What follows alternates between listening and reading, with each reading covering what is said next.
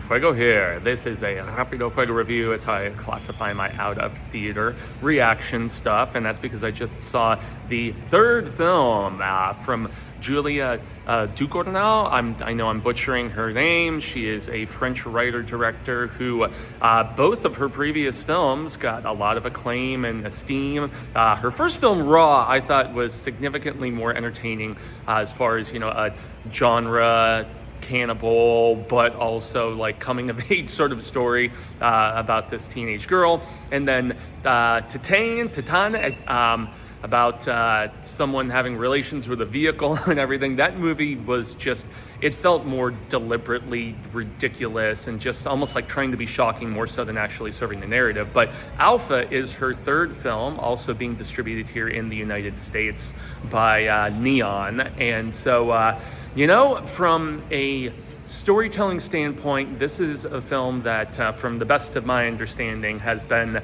divisive with critics for the sheer fact that it plays with time, and I'm not here to spoil anything.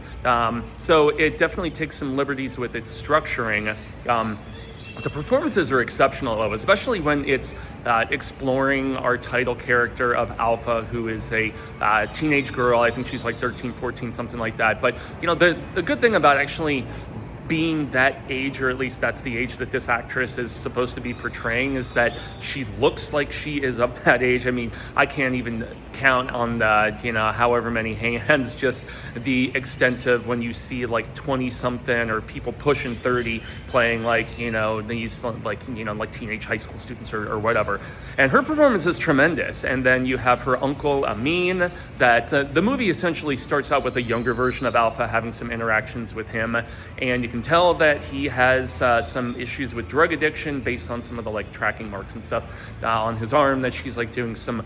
It's a very surreal scene because she's like lovingly tracing amongst them and everything. But Alpha's mother is a doctor, and so the other thing besides like Alpha dealing with some bullying at school and being in a relationship with this guy who has a girlfriend, and so she's kind of going back and forth with all of that, but there's also the fact that there is this wild disease that is essentially turning people pain and almost like kind of stonish and stuff, and making their body just start to crackle and everything and almost look like Greek statues, which is what somebody says at one particular point, who's afflicted with the disease. And so once again, performances are exceptional, but the fact that the question just has to be asked, like, when do you challenge an audience versus deliberately confusing an audience? And while there's a lot of themes that resonate significantly with me, it's a mixed bag for sure.